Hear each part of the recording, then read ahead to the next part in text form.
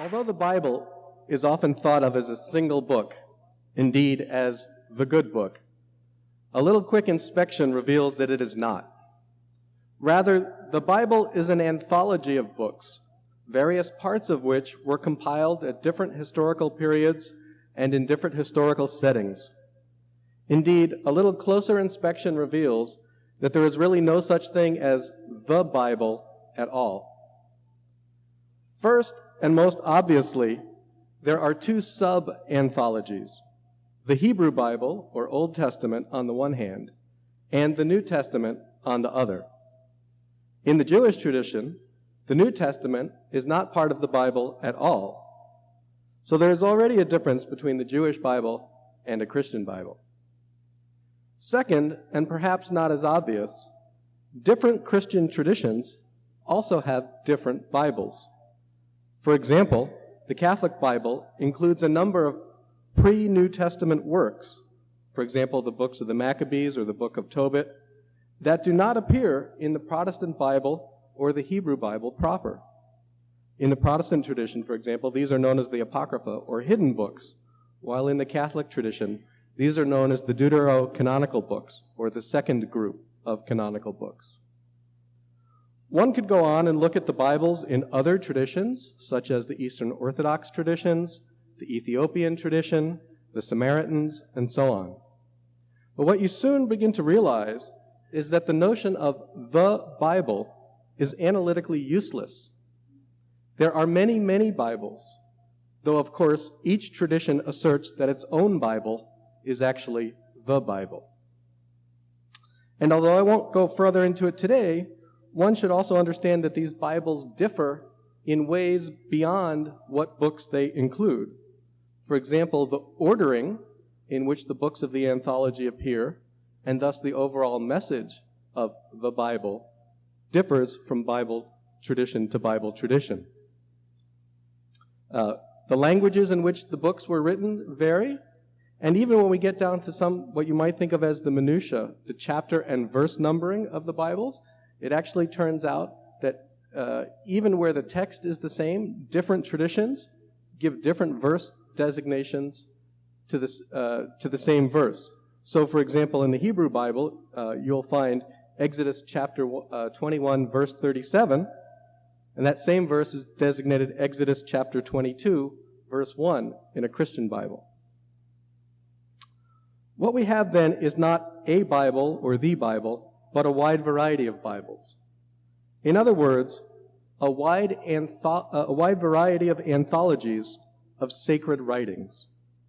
In other words, a Bible is like a Norton anthology, only instead of being a Norton anthology of English literature or the Norton anthology of poetry, it's a Norton anthology of sacred writings.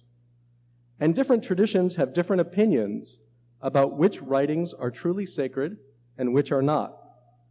And in each tradition, the writings that are considered to be truly sacred are included in the anthology, and those that are considered not to be truly sacred are left on the cutting room floor.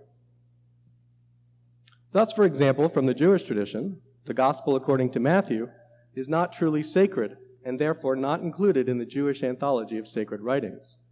From the Protestant tradition, the book of Tobit is not truly sacred and therefore not included in the Protestant anthology of sacred writings. Or to put it the other way around, Matthew didn't make it into the Jewish Bible and Tobit didn't make it into the Protestant one. Both are on someone's cutting room floor. When we step back a bit from the tradition or traditions we are most familiar with, we see that there are many, many books on the cutting room floor. Indeed, there may be more Bible-like books that didn't make it into someone or anyone's Bible than there are Bible-like books that did. It helps, therefore, to turn our perspective inside out, rather than focus on the Bible or a Bible and then expand our view to. Second, canonization is not simply a process for forming a Bible, but it is also a process for forming parts of a Bible or even individual books. Thus, for example, the Torah, the 5 books of Moses, or Pentateuch, Genesis, Exodus, Leviticus, Numbers, Deuteronomy, form a canon within a canon. Likewise, many people view various of the individual biblical books as composite works. The book of Isaiah, for example, is often thought to be the work of 2 or even 3 distinct Isaiahs, sometimes called the Deutero and Isaiah. Genesis, the book of Genesis, is often thought to be a melding of stories from several pre-biblical traditions. In each case, the inner canon was canonized separately from and prior to the outer canon. Somewhere in Aristotle, he discusses what is it that supports the world, and he says that the world is supported on the back of a turtle, and then of course the question becomes, what's supporting the turtle? And then it's another turtle, and it turns out it's turtles all the way down. There's something similar to this in the process of canonization. When you look at it, each of these books is composed of pieces that themselves were formed from prior pieces to some degree. And so in some sense, you can kind of say it's canonization all the way down. Third, different traditions and communities hold different attitudes to canons and canonization. Some communities are very rigid. There is a canon, and this is it, and if you know what's good for you, you won't read anything else. Some are more relaxed. Yeah, there are a lot of important books, and I particularly like this one. In general, the ancient world was much more relaxed than we are. In the late Second Temple period, around the time of Jesus and prior to the Roman destruction of the temple, for example, there really was no Bible as such, not even a Hebrew or a Jewish one. That is, there was no definitive anthology of sacred writings. Rather, a large number of Bible-like works were known and read. Some of these made it into what became the Hebrew Bible, and some did not. A key point, though, is that nobody seemed to care at the time that there was not a definitive anthology. It just wasn't an issue. I will return to these books in a moment, but given our connection with the basic program, a fourth observation about canons and canonization is in order. And that is that in some very important ways, the phenomena of canons and canonization also exists in the secular world. After all, that's what the great books are. The supposedly definitive collection of timeless texts that, if not sacred, are at least divine. And great quantities of ink and sometimes blood, some of it at basic program staff meetings, have been spilt over the years arguing about which great books belong in the canon and which do not. Indeed, if you pursue this line of reasoning a little further, you quickly find yourself thinking about things like the church of the basic program, which in some ways we actually are, but I'll leave that off for another lecture. So to summarize the key points that I've tried to make so far. 1, there is no single Bible. Rather, there are many Bibles, generally one per religious community. 2, a Bible is an anthology of writings that are definitively deemed sacred by some person or persons, sometimes unknown, at a particular place and time. It is a canon. 3, the canonization process is a human historical process subject to all the usual influences and vagaries. 4, for every canon, therefore, there was necessarily a time before the canon. In particular, there was a time when there was no Bible of any kind, even though all of the books which came to be included in one or more of the Bibles were known and read and considered special or sacred. 5th, by definition, therefore, there are books that were once considered special or sacred that did not make it into some or any of the current Bibles. It remains to be seen in each case whether the unincluded books are qualitatively different than those that are included. Before going on to look at some of the books that did not make it into the Bible, which Bible, I hope you are silently asking, I'd like to take a brief look at a different canon for comparison. And I'd like to turn just briefly to consider the Homeric canon. Today, the popular tendency is to think of Homer as a man who wrote the first two works of Western literature, the Iliad and the Odyssey. Yet everything in the sentence that I just said is either not true, has not always been true, or is open to question. First, the ancient world attributed to Homer works in addition to the Iliad and the Odyssey. Scholars over the years, however, have decided that only the Iliad and the Odyssey are truly Homeric, largely, as I understand it, based on the supposed quality of the texts. Only the Iliad and the Odyssey were thought to rise to the level of a genuine Homer. Second, it is not clear that there ever was a historical Homer. If there was, it is not exactly clear what his contribution to the Iliad and the Odyssey were. Did he compose them both from scratch? Did he commit traditional oral tales to papyrus? Were there two Homers, one connected to the Iliad and one to the Odyssey? Third, when looking at the Homeric texts, one can discern coherent units within those texts. For example, there is a story in the Odyssey that runs from the beginning of Book 5 with Odysseus on Calypso's island through the reunion of Odysseus and Penelope in the famous bed. The first 4 books of the Odyssey, often called the Telemachia, and the concluding episode, often called a continuation, may well be the products of other hands, a kind of Deutero-Homer, if you will.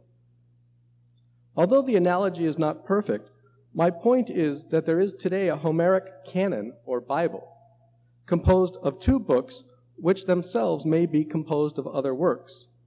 And this canon and the process of canonization can be analyzed in terms similar to the Bible.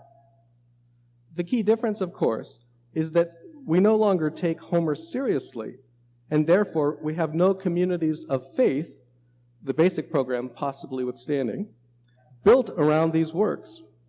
To see what this means, just imagine what it would mean for us not to have an Iliad, but Iliads, such as a Greek Iliad, a Reformed Roman Iliad, and a latter-day French Iliad. Returning to the Bible, I'd like to spend the remainder of today's talk looking at the collection of books from which the Hebrew Bible or the Old Testament was formed.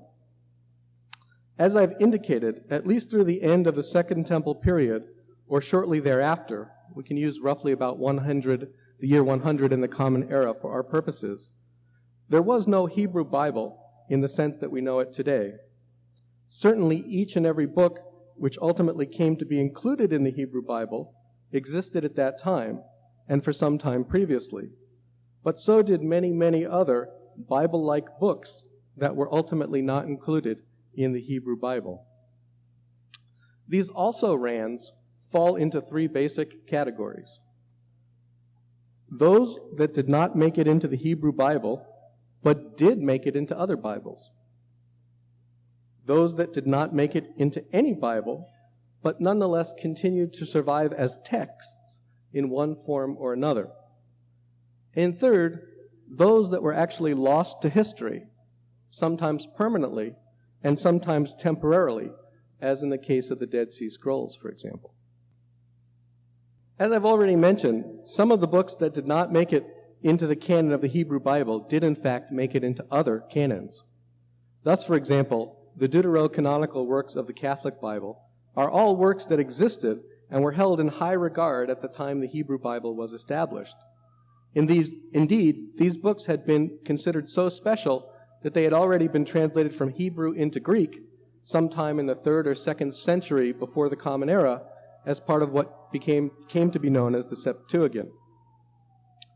Beyond these, however, there are also books that could have been included in the Hebrew Bible, but were not, but were included in what might be called non-Western traditions. For example, the Book of Jubilees, which I have here, which is often known as Little Genesis because it recounts the history of the world in actually much greater and in sometimes excruciating detail, than the book of Genesis does, is included in the canon of the Ethiopian Christian tradition. Indeed, the oldest surviving manuscripts of this book are Ethiopian translations from the original Hebrew text. Indeed, there are so many works that could have made it into the Hebrew Bible that they have been collected into a kind of shadow Bible. Or actually, there's a number of these, but one that I'm familiar with is a collection here, for example, called the Apocryphal Old Testament, which besides the Book of Jubilees includes 20 other Bible-like books that did not make it into the official Hebrew Bible. These include such favorites as the Life of Adam and Eve, the Testament of Abraham, the Testament of Isaac, the Testament of Jacob, the Testament of the 12 Patriarchs. Anybody detecting a theme here? Yeah? The Apocalypse of Elijah, and on and on and on. Equally important, though perhaps more intriguing, are the books that were temporarily lost to history. Among the Dead Sea Scrolls, for example, are a number of Bible-like books that obviously did not make it into the Hebrew Bible. These include, for example, works known as the Temple Scroll, the War Scroll, a number of apocryphal Psalms, and so on. The upshot of all this is that the collection of stories and laws that we know today through the Hebrew Bible or Old Testament is just a small fraction of the stories and laws that were once held in high esteem and could, in principle, have come down to us, but did not.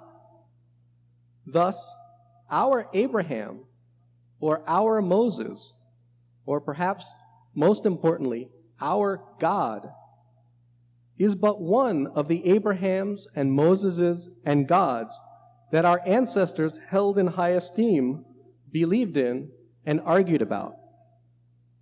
Now, I thought I'd give you a flavor of what some of these stories are, to read you a couple of passages from some of these. And the first one that I'll do concerns somebody that you may be familiar with from Genesis, by the way of name of Noah. And in Genesis, as you may recall, Noah is the guy who builds the ark and brings all the animals in 2 by 2 during the time of the flood. And without going into the whole long exposition, God has decided to send a flood to destroy all flesh on the earth because God is sorry. He repents, actually, that he has made all this life, which has turned out to be so wicked. So it's time to kind of wipe the slate clean, so to speak, and start again.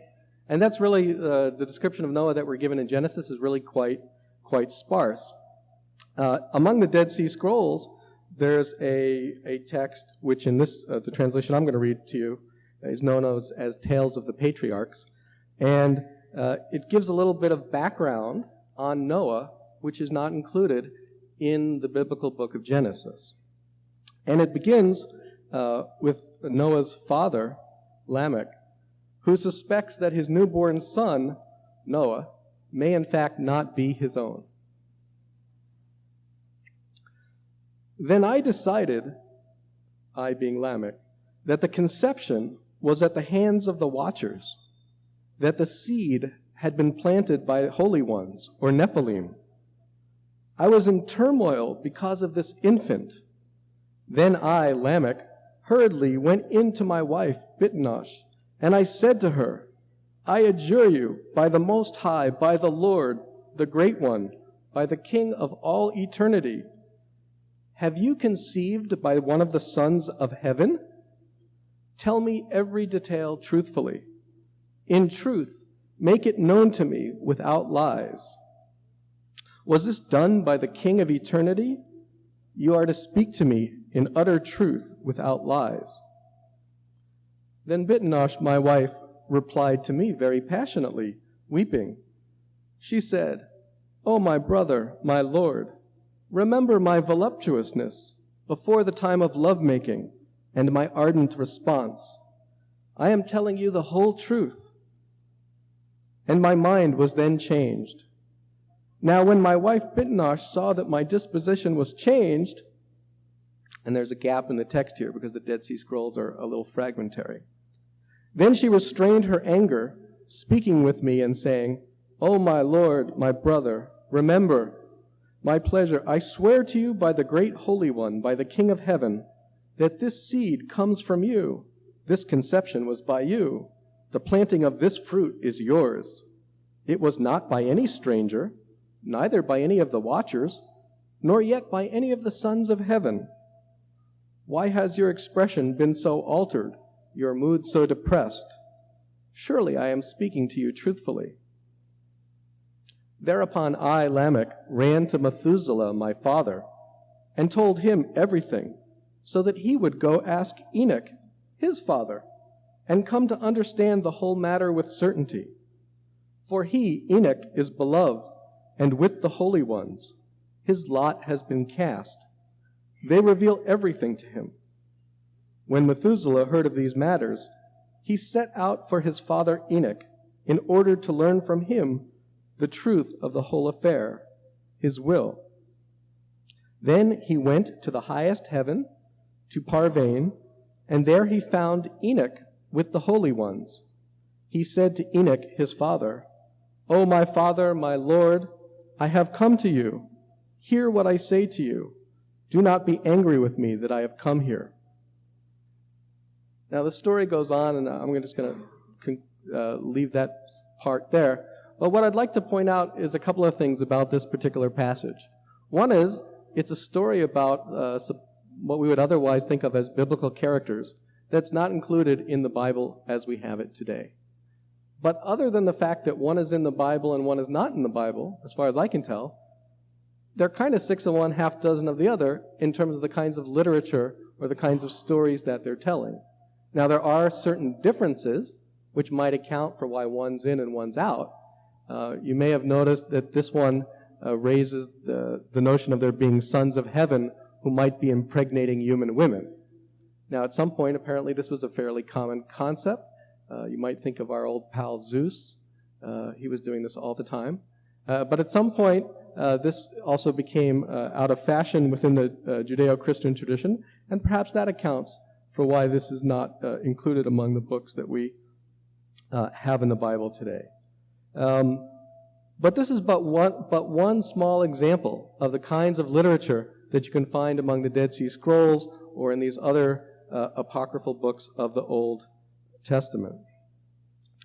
Let me give you one more example from the book of Jubilees. One of the fascinating things about the book of Jubilees, from my point of view, is that it's kind of like the answer book.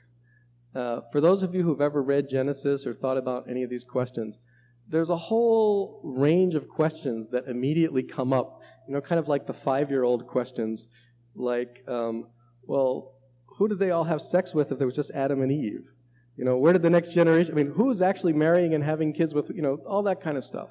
And it turns out that the book of Jubilees is a fairly systematic attempt to answer every question you might have about the beginning of the world leading up through Moses before you even bother to ask.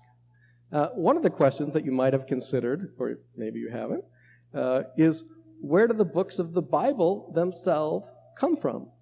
Now, we think it's traditional to talk about the Torah, the Pentateuch, as being 5 books of Moses. And in a traditional account, Moses is considered to be the author or the transcriber, or however you want to think about it, of the Torah. But it's not really ever clearly explained in those books itself. The book of Jubilees, on the other hand, gives a very explicit account of how it is that Moses came to write the Torah. So a big question that you might have had, thankfully answered. And God said to the angel of the presence, "Write for Moses from the beginning of creation till my sanctuary has been built among them for all eternity. And the Lord will appear to the eyes of all, and all will know that I am the God of Israel, and the Father of all the children of Jacob, and King on Mount Zion for all eternity. And Zion and Jerusalem will be holy.